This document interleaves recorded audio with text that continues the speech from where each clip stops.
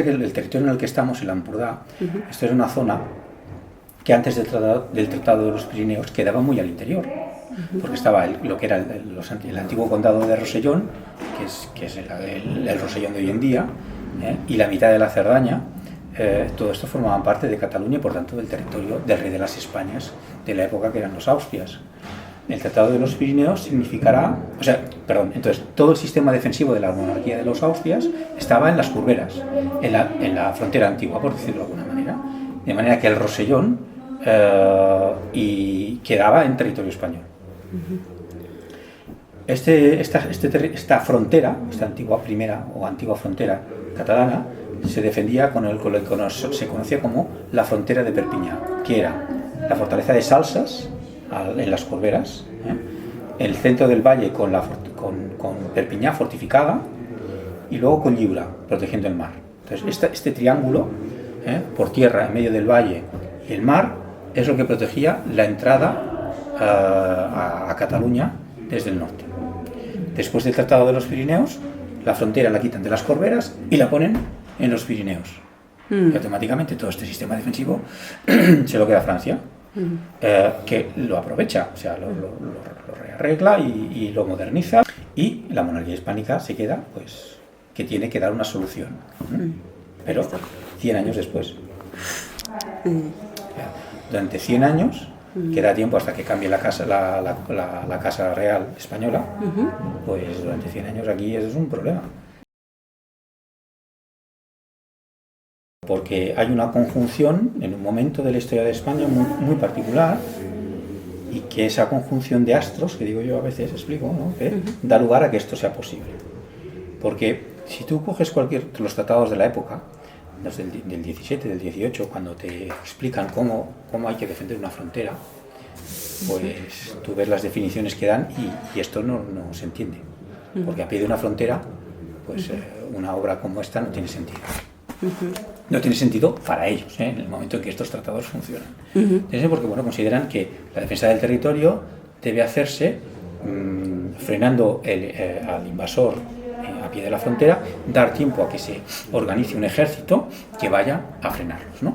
Pero montar este monstruo a pie de una frontera, es que esto era inconcebible. Ni los propios franceses, cuando estos estaban construyendo, entendían nada. ¿Cómo esta barbaridad, no? Estos son 32 hectáreas, o sea, una guarnición de 4.000 soldados. No sé. Piensa, por ejemplo, para invadir Portugal, Carlos III en 1763, pues destina cerca de 30.000 soldados para invadir un país. Y eso, los problemas logísticos que genera, ¿no? Pues para atacar esta fortaleza, con un perímetro de más de 3 kilómetros, que a pie de glacis son 5 y pico, pues en la guerra de independencia hicieron falta 25.000 tíos.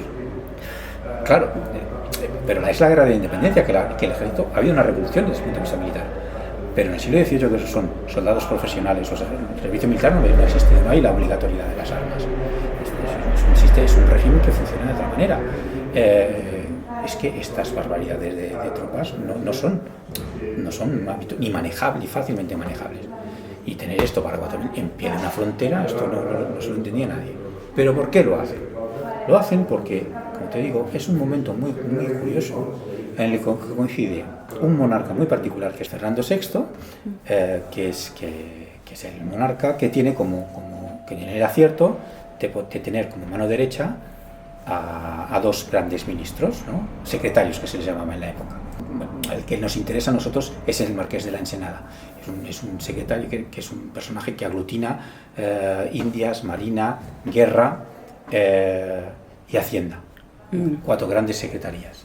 Entonces, lo que hace este hombre es crear una política de neutralidad para la monarquía hispánica que le ayude a buscar el equilibrio entre las grandes potencias europeas. Desde el punto de vista militar, la gran potencia militar de la época era Francia, y la gran potencia en la marina era Inglaterra. Entonces España estaba un poco a caballo entre las dos. Entonces la idea que propone en Senada y que llevará a cabo Fernando VI es modernizar la marina de tal manera que aliándose con la marina francesa pudiera oponerse a la inglesa, y modernizar el ejército de manera que aliados con los ingleses y sus aliados pudieran enfrentarse a los franceses.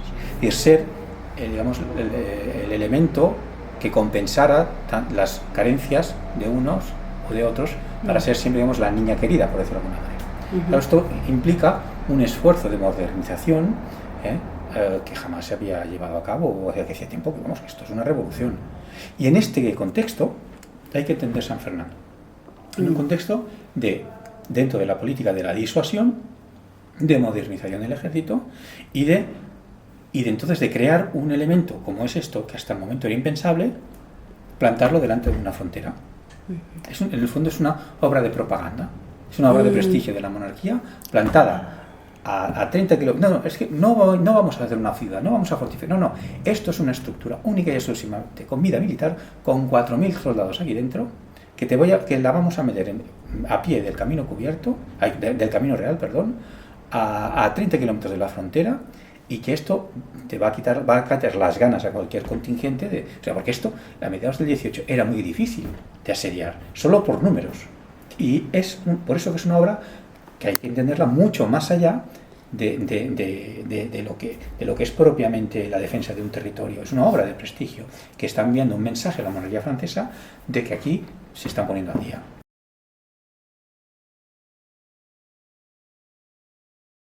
Cuando el contexto cambia, pues las cosas que hemos creado o se adaptan o a veces hay que crear de nuevas, ¿no?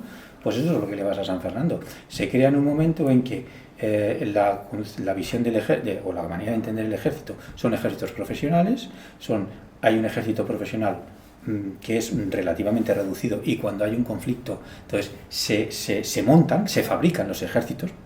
Se hacen las levas, se buscan soldados de aquí, muchas veces no hay gente del país suficiente, se van a buscar fuera, se traen mercenarios y se fabrican los ejércitos para una contienda concreta. Pero todo esto cuesta un dineral, y mover estos ejércitos y mover la logística de estos ejércitos era muy costoso y muy laborioso. Pero cuando esto tiene que empezar a funcionar, que son 50 años después, el concepto de los ejércitos ha cambiado. Con la Revolución Francesa aparece un cambio, que es, pasamos de tener súbditos a tener ciudadanos, y ese servicio de las armas, que era obligación del rey sufragar y espabilarse, que luego evidentemente había muchos métodos de conseguir los soldados, pero pasa a ser una cosa obligatoria. Es decir, que con la adquisición de derechos y de la participación o sea, dejamos de ser súbditos, pasamos a ser ciudadanos, pasamos por tanto a formar parte del gobierno de nuestro país, pero también aparece la obligatoriedad de defender el país cuando estés amenazado.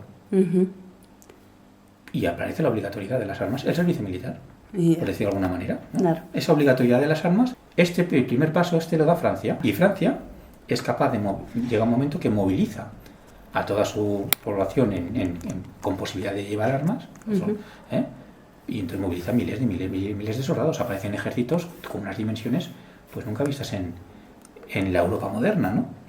Y esa es la gran revolución. Esta universalización de la guerra aparece con la Revolución Francesa. Y tanto es así que incluso regímenes totalitarios o monárquicos europeos, originario de la Revolución Francesa. Bueno, evidentemente también en Francia cambian la Revolución Francesa, pero luego vuelven a haber monarcas y la cosa continúa, ¿no? Pero ya se ha introducido este elemento de la universalidad de la guerra que afecta a todos. Claro, lo que pasa es que entonces una fortaleza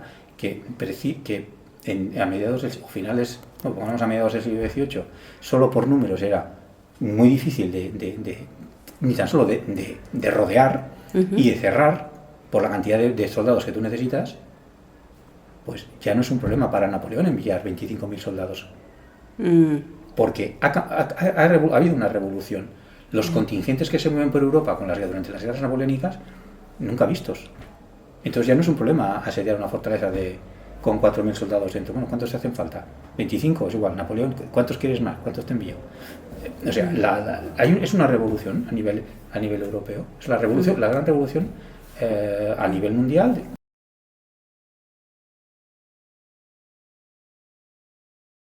El conflicto empieza en 1793, España invade Francia, en el 94 los franceses le dan la vuelta a la tortilla y en el 95 están aquí, ya serían San Fernando.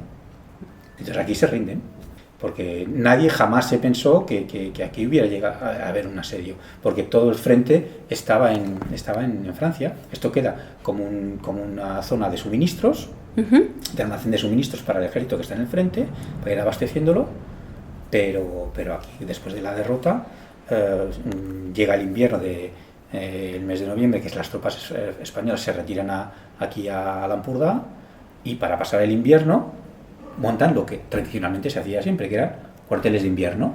O sea, en invierno no se luchaba. En invierno la gente a pasar el invierno, y hasta que llegue la primavera, que seguimos. Pero estas son las maneras de entender la guerra del antiguo régimen. Pero este nuevo ejército francés que hay burguesía, los burgueses han tomado un control, gente del pueblo que ha llegado a la oficialidad. Esta es una revolución, ellos no entienden de los sistemas del antiguo régimen.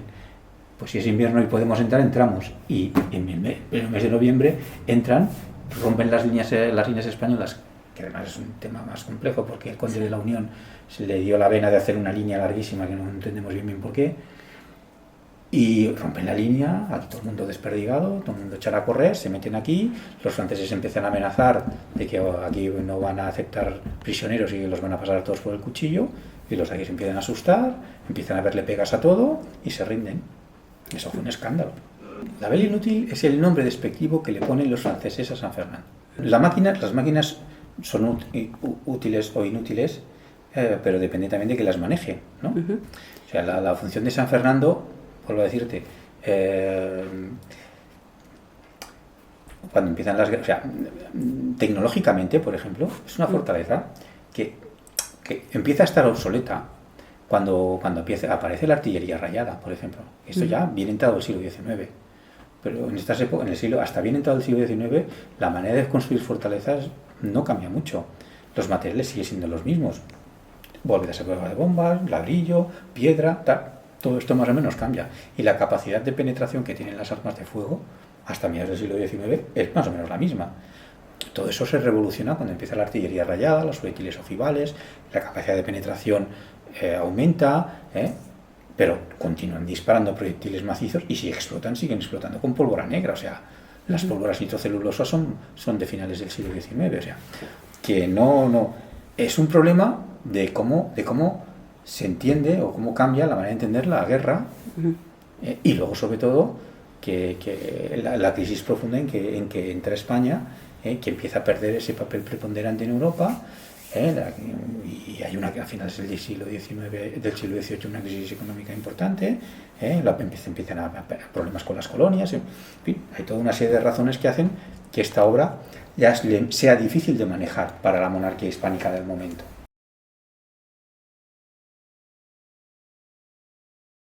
Cuando llega la Guerra de la Independencia, la misma fortaleza resiste 5 meses de asedio, en 1808 a 1814.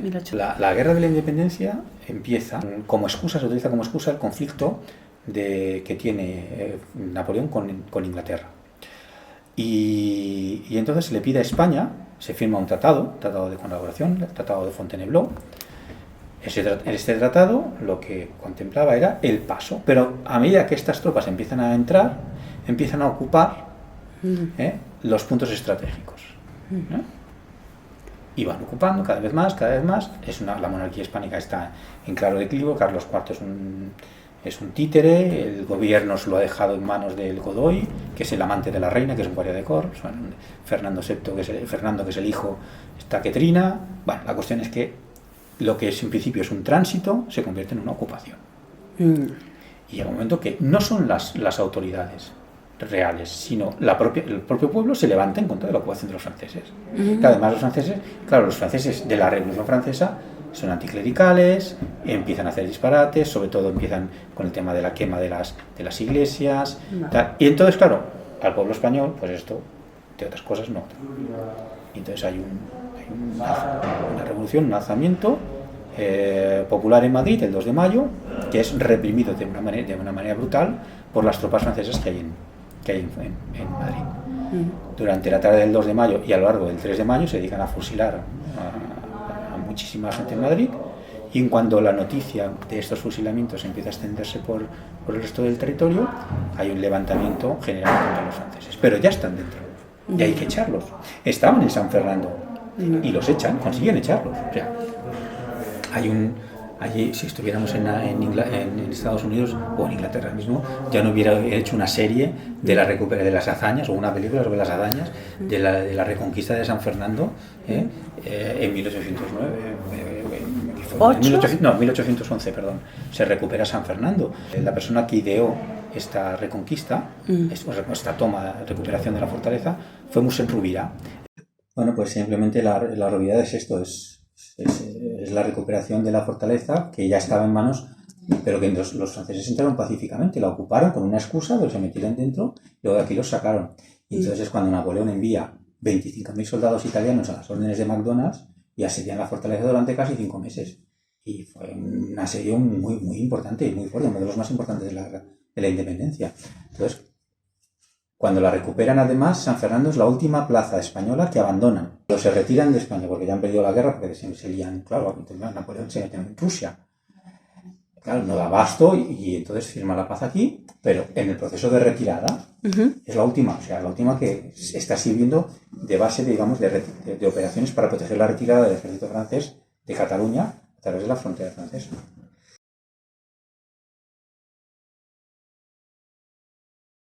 Es una cosa de locos, porque después de la guerra, cuando llega el que será Fernando VII, que estaba preso en Francia, porque se había llevado toda la familia real, se la había llevado a Francia, llega como nuevo rey de España, Fernando VII, y Fernando VII durante los primeros años funciona junto a la primera constitución que se creó en España, que se creó en 1812 durante precisamente este conflicto. O sea, la primera constitución española es del año 1812. Y con esta constitución el país está funcionando con el rey que está perdido, el rey abdicado, el heredero está en Francia, la gente que se ha organizado está trabajando con una primera constitución, la Constitución de Cádiz.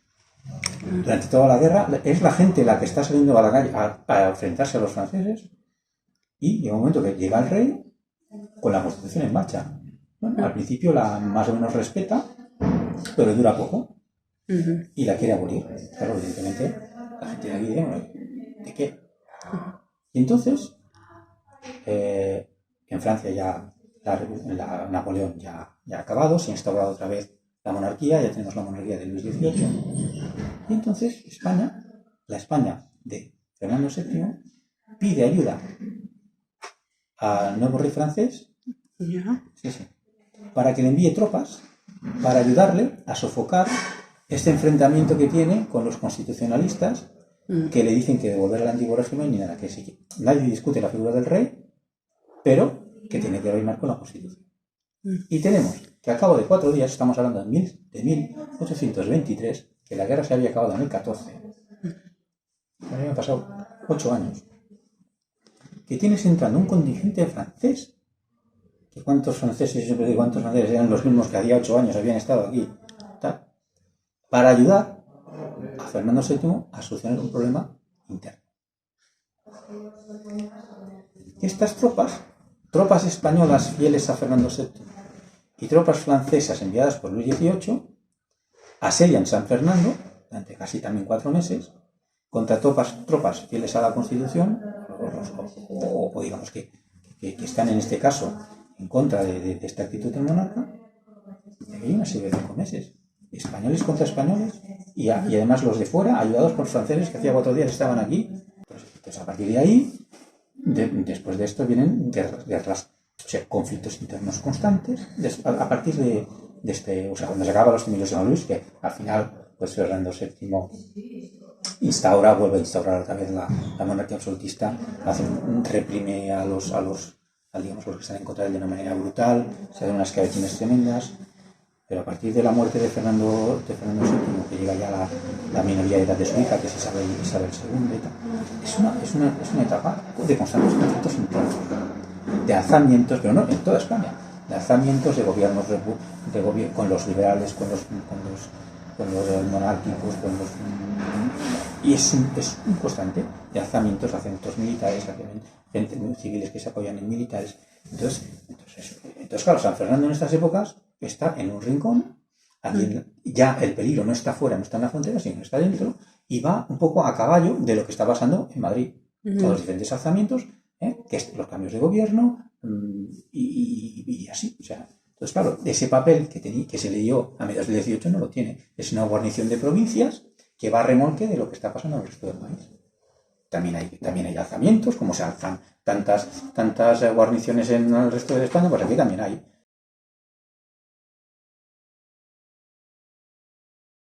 De la guerra civil, ¿qué pasa? Pues que el papel que tiene, o sea, la misma circunstancia que dio lugar a su propia existencia, que es la frontera, las vías de comunicación, el mar, el camino real, la frontera con Francia, hará que durante la guerra civil San Fernando sea un centro logístico del ejército de la República muy importante, porque toda la ayuda que llegaba a través de la frontera, a través de Francia por la carretera nacional y por la vía férrea, que Figueras como una estación importante, todo este material se descargaba, se almacenaba en Figueras y luego se distribuía al frente. Entonces, cuando empiezan a ver los bombardeos de Figueras, precisamente porque hay la existencia de todos estos depósitos y demás, porque en Figueras también hay industria de guerra, se empieza a llevar todo este material al castillo, porque se considera que puede soportar los bombardeos. Y a partir de ese momento, todo lo que entra por la frontera ya viene aquí. Entonces hay 2 lienzos de muralla que se convierten en un depósito de material de locos, brutal. Cae va evolucionando la guerra. Hay la gran derrota del Ebro. El Ebro. La guerra, o sea, el ejército nacional llega a un punto que llega a un punto que consigue partir en dos el territorio republicano, ¿no? Madrid queda aislada, y Valencia y Cataluña y Aragón quedan en otro. Ellos van ocupando territorio hasta que llegan al Ebro. Y el Ebro se convierte en una frontera natural, en la que el ejército republicano va a proteger. Bueno, esta situación, que se podría haber alargado, incluso hubiera dado tiempo que se hubiera iniciado la Segunda Guerra Mundial, hubieran podido las cosas cambiar. O no lo sé, pero bueno. Entonces, con la idea de ir a echarle una mano a los republicanos que están resistiendo en Madrid, el gobierno republicano decide hacer una guerra ofensiva en lugar de defensiva y atravesar el Ebro. Entonces, los nacionales un desastre. Y a partir de esa derrota echan todos a correr a la desbandada, entonces se retiran hacia el exilio directamente, pero de la desbandada, ese ejército republicano en Cataluña se deshace totalmente y es a ver quién sale antes de aquí. Va a generar por el medio, y claro, ¿qué pasa? Los depósitos de municiones llenos. O sea, mientras sucede la batalla del Ebro, está entrando material constantemente. Y ya no hay frente, y ese material está aquí, almacenado, solución, lo vuelan directamente. Y entonces hay 2 lienzos de muralla que han desaparecido totalmente porque estaban llenos de munición. Y el castillo recibe, pues sin duda alguna, las heridas más graves que ha tenido durante toda su historia. O sea, ni todos los bombardeos franceses, ni nada. En un minuto lo que fueron capaces de destruir, esa explosión fue un desastre. Por contra, aquí se celebraron las últimas Cortes Republicanas. O sea, el último acto del último gobierno democrático que tuvo España antes de 40 años de dictadura estuvo en el castillo. El último gobierno de la República, las Cortes de la República, las últimas Cortes se celebraron en esta fortaleza.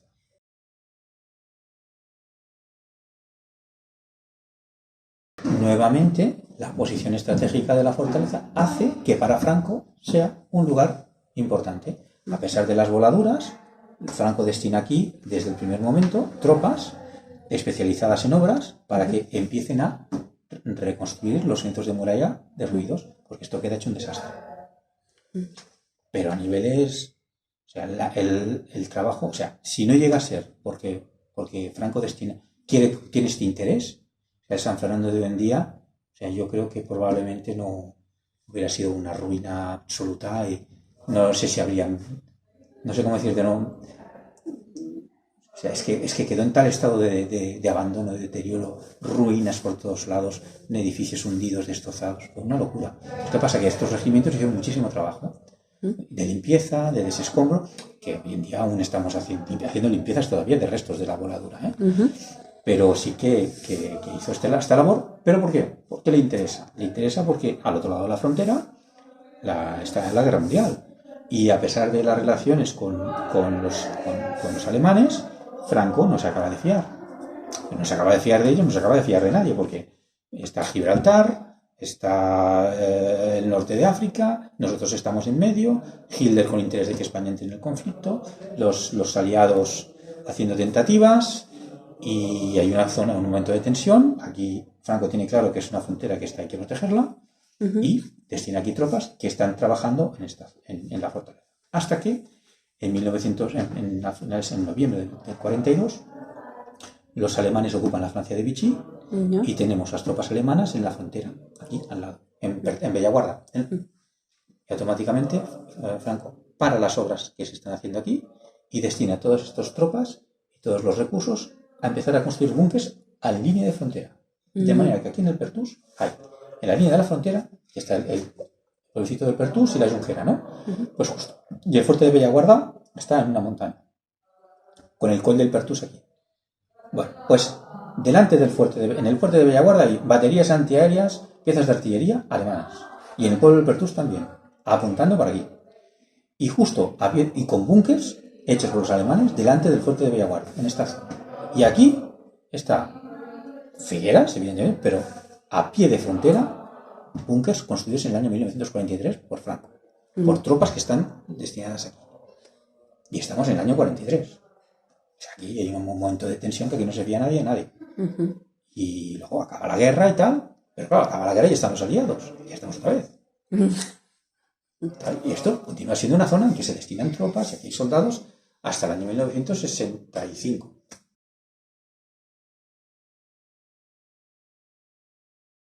Según la Ley de Patrimonio en el año 1945-46, las épocas de Franco declara bienes culturales de interés nacional todos los castillos de España.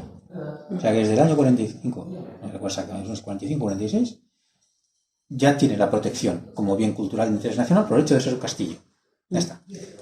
Como cualquier yacimiento, ruina tal que se considere castillo, protegido. Ahora, una cosa es lo que dice la ley y otra cosa es la realidad. Bueno.